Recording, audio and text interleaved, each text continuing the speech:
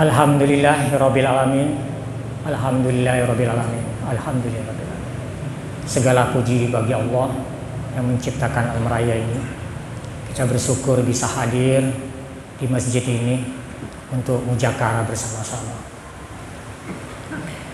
Salam serta salawat kepada Nabi Muhammad sallallahu alaihi wasallam, karena beliau berjasa yang besar sehingga kita dibebaskan dari itu kezaliman, terutama kepada kaum wanita. Kedua, saya mengucapkan atau menghormati selamat kepada Pak Kepala Desa, Pak Penghulu sekaligus sebagai takmir masjid, Ketua Remaja dan Remaji, Bapak-bapak, Mama Tiang dan Ibu-ibu Tiang yang hormati, yang dirahmati Allah. Saya pertama namanya sekarang menjadi Muhammad Abu Bakar. Sebelum saya masuk Islam, nama saya Lo Mouhian karena saya berasal dari keturunan Cina. Sebelum saya masuk ke Katolik, agama yang saya anut dulu, itu sudah istilahnya ada akar di dalam diri saya sebagai muslim. Cuman itu belum tumbuh. Kayak pohon sudah punya akar tapi belum tumbuh. Atau bagikan rumah hanya tiang-tiangnya saja. Nah, setelah tiang hidup di lingkungan dengan Islam, di sana hanya 4 keluarga yang non Islam di dalam lingkungan tiang nikah. Sehingga tiang waktu sebelum tiang diam di sana, tiang waktu lahir itu kurang bulan, yang normalnya 9, tiang hanya 7, sehingga di waktu itu rumah sakit belum terkenal, belum ada untuk menanggulangi kekurangan bulan itu, sehingga ada saudara teman bapak tiang datang melihat tiang. Wah Pak, bapak anak ini tidak bisa ditolong lagi, sebaiknya saya bawa pulang. Nah, bapak angkat tiang ini namanya Latif namanya, sehingga tiang dibawa pulang. Bawa pulang beliau, diobati sampai kurang lebih setahun kurang lebih. Akhirnya tiang dipulangkan. Tapi dengan catatan bahwa nama itu diganti.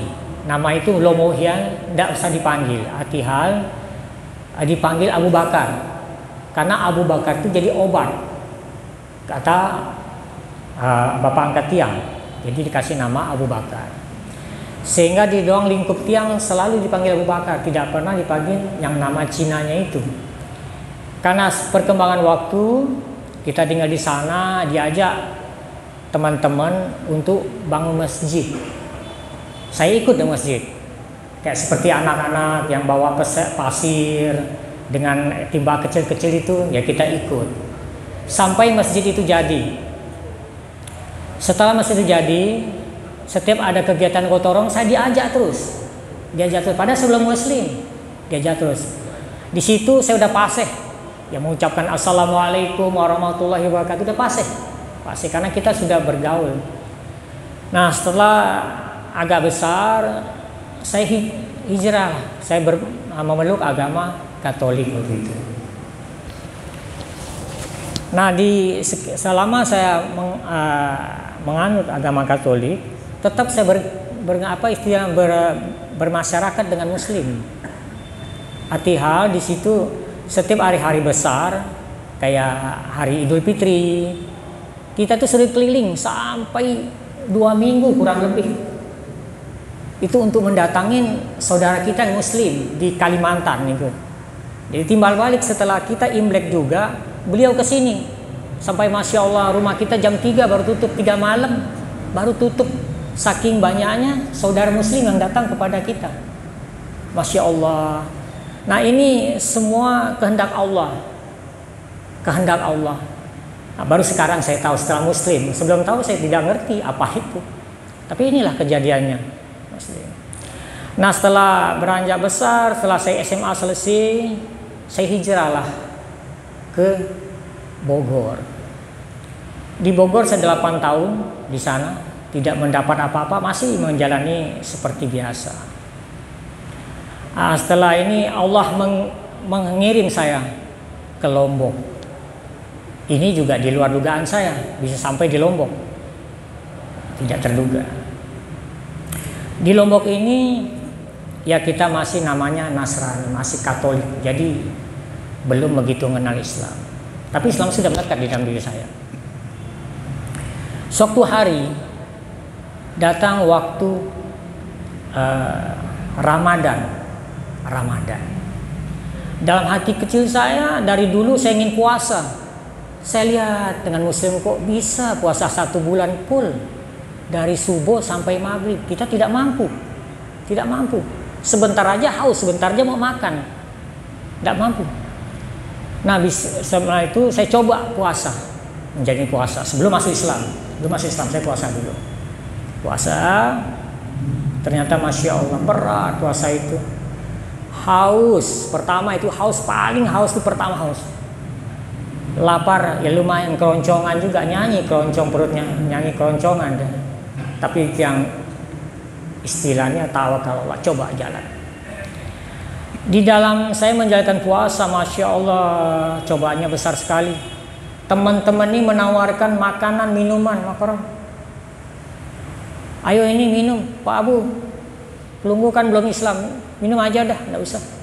Tapi saya ingin coba 1 bulan, bagaimana kekuatan saya. Ternyata alhamdulillah lewat 1 bulan, lewat. Nah di sini saya merasakan masya Allah. Terus di waktu itu sempat saya jalan ke pasar di Cakra untuk membeli kaset. Kita hobinya, saya kan penyanyi panggung, jadi senangnya nyanyi nyanyi. Tapi masya Allah, Allah membimbing tangan saya untuk mengambil salah satu PCD, yaitu Kiai Kondang kita, Agim, kita angkatlah satu ini. Terus teman saya bilang, Pak Abu, kenapa beli kaset itu, kan kita mau karaoke? Enggak, tapi saya mau coba dengar apa isinya ini. Nah, pulanglah kita. Pulang, putarlah karaoke, puas. Udah puas. Nah, ini yang terakhir. Nah, ini terakhir saya coba, kita buka kaset nih, Agim apa? Enggak usah ada Pak Abu, enggak usah buka. Enggak ada apa-apa, coba lihat dulu. Nah, cerita Agim. Agim di sini menceritakan akhlak Nur Karimah. Karimah waktu itu ya musim pengeboman di sana sini Makaron. Nah, akhirnya ya namanya kita terluka juga dengan agamanya, terluka. Kenapa Islam ini begini ya, suka ngebom. Nah ternyata Agim sini membawakan bahwa akhlak Nur Karimah Islam ini dia baik sekali, Islam ini indah menurut beliau. Saya tidak terenyuh pertama kali, tidak terenyuh saya. Saya masih, hati kecil saya melawan. Tidak mungkin, di mana indahnya ngebom sana ngebom sini. Maaf saudara kamu Muslim. Ternyata bagaimana cerita saya dengar terlarut saya, terlarut. Agim menyatakan akhlak Nur Karimah, ya Allah, masya Allah, Islam ini tidak pernah mengajar orang untuk membunuh siapapun dia. Jangankan manusia, semut aja tidak boleh dibunuh. Semut kecil tidak boleh dibunuh. Apalagi manusia, tidak pernah ajar Islam menyuruh orang membunuh, tidak pernah. Malahan menyebarkan kebaikan. Itu yang disuruh. Masya Allah, tergugah tiang. Tergugah. Akhir tiang tidak sadar, tiang nangis. Nangis pun itu juga tiang tidak sadar. Setelah tiang nangis, udah APD selesai, baju tiang basah dengan dengan air mata. Dia tidak ngerti apa sebenarnya di balik itu, tidak ngerti. Setelah masuk bulan Syawal, tiang sudah mulai tanya ke teman-teman,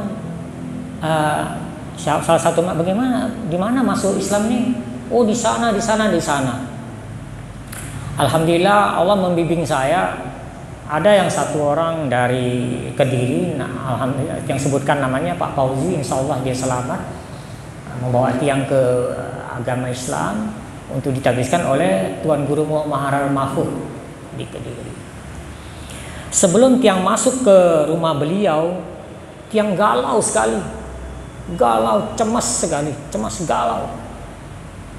Setelah saudara bapak angkat Tiang, Pak Fauzi ini masuk memberitahukan kepada Mukarram Tuan Guru Mahfud Nike, setelah Tiang masuk dalam, rasa galau itu hilang.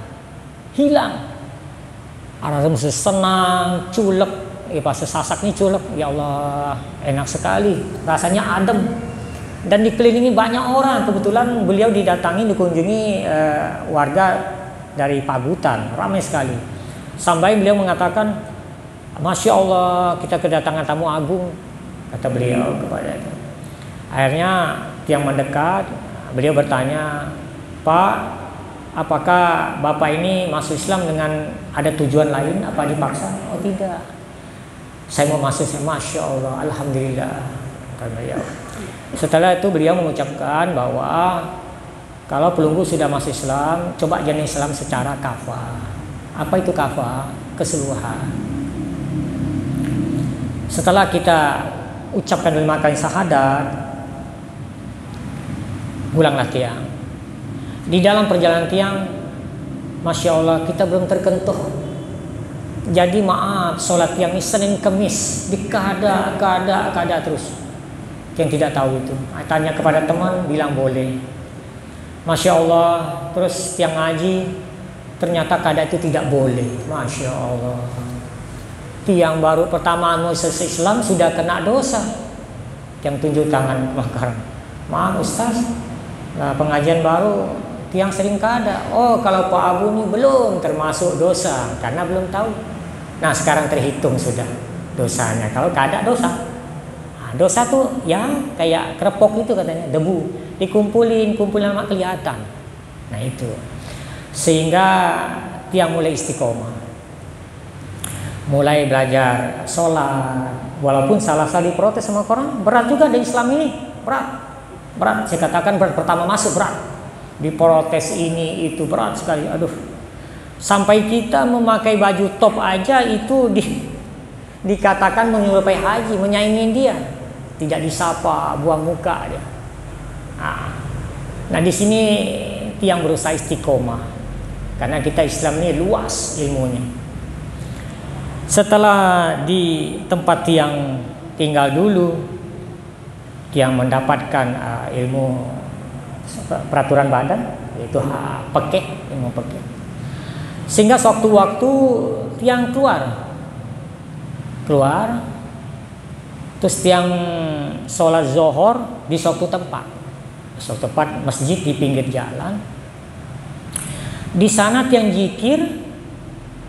zikirnya sih tidak tahu panjang apa tidak ngerti saya, tapi panjang itu mungkinan.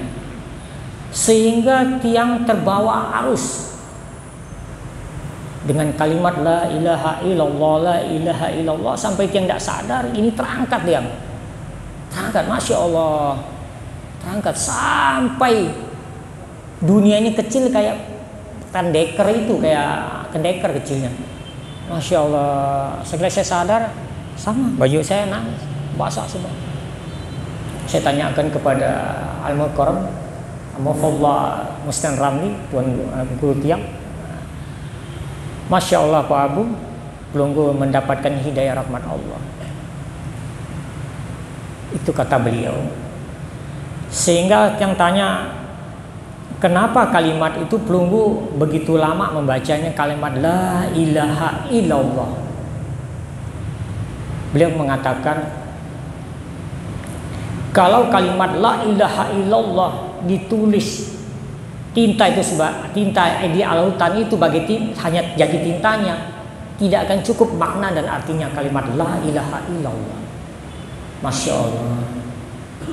Yang bisa pikir saat itu, air laut jadi tinta kok tidak cukup, berarti Allah ini maha besar. Nah disitulah istiqomah yang semakin dekat. Akhirnya Tiang berilmu sama Al-Mufallah Mustan Ramli ini.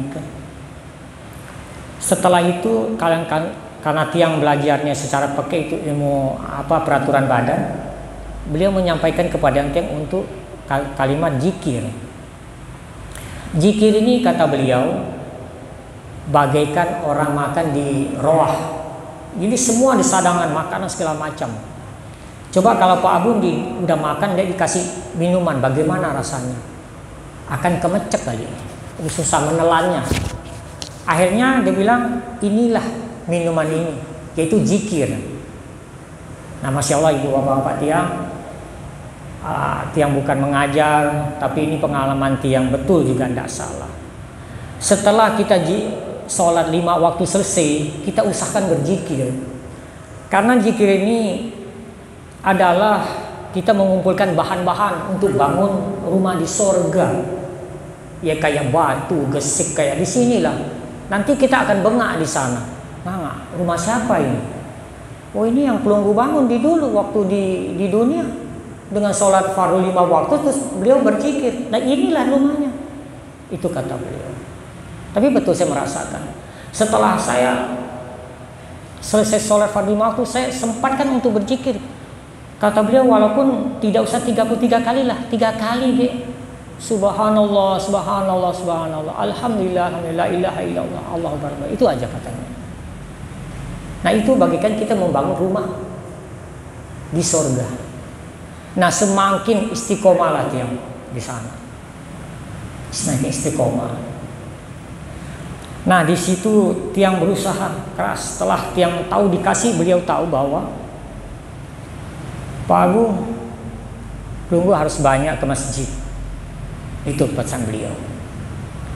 Karena setiap niat kita untuk masjid sudah ditulis malaikat walaupun belum berjalan. Itu kata beliau. Ya makaran, album makaran. Ya. Ditulis sudah. Lagi berjalan kita. Tidak tahu berapa lama, berapa langkah kita tidak bisa hitung. Tidak bisa hitung berapa langkah. Dan itu bagaikan dosa kita yang dulu itu gugur.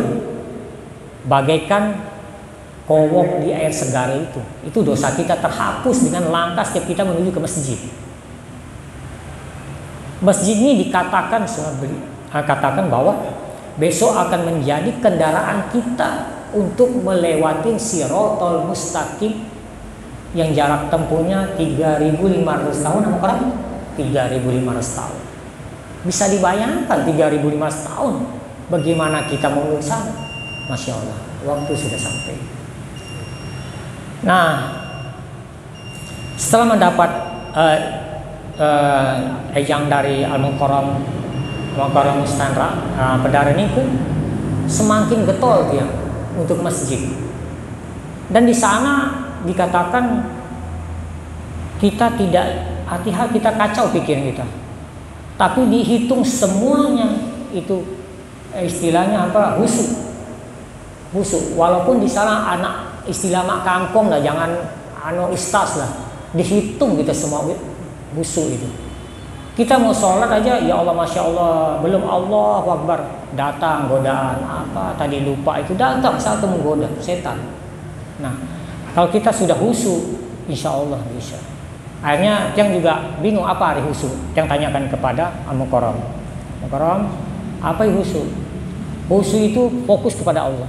Apa tujuannya? Supaya sholat kita lebih bagus lagi, lebih istiqomah. Apa tumaknina? Ayat yang laksanakan. Masya Allah betul. Dengan kita berzikir sir Allah dalam hati tidak disebutkan, itu langsung menjadi istiqomah.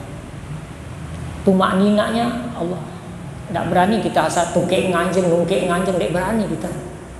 Kita perlu nilai. Itulah nilainya di sana letaknya kita tumaknina itu. Merasakan bagaimana kita sujud, berdiri tegak.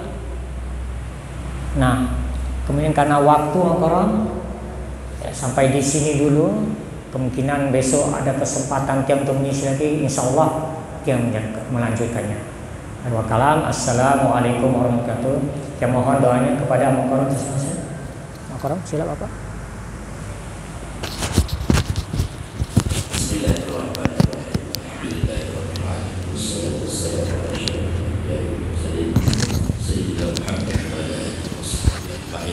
Allahumma salli ala Muhammad wa وعلى آل سيدنا محمد صلاة تنجينا بها من جميع الأهوال والآفات وتقضي لنا بها جميع الحاجات يا الله وتقضي لنا بها جميع الحاجات يا الله وتطهرنا بها من جميع السيئات وترفعنا بها إنك على الدرجات وتبلغنا بها أقصى الغايات من جميع الخيرات في الحياة وبعد الممات وعلى آله وصحبه في كل لمحة ونفس من الكل معلوم الله اللهم كن لهم وارحمهم وعافهم واعف عنهم اللهم كن لهم وارحمهم وعافهم واعف عنهم اللهم كن لهم وارحمهم وعافهم واعف عنهم ربنا آتنا في الدنيا حسنة وفي الآخرة حسنة وقنا عذاب النار والحمد لله رب العالمين. الفاتحة.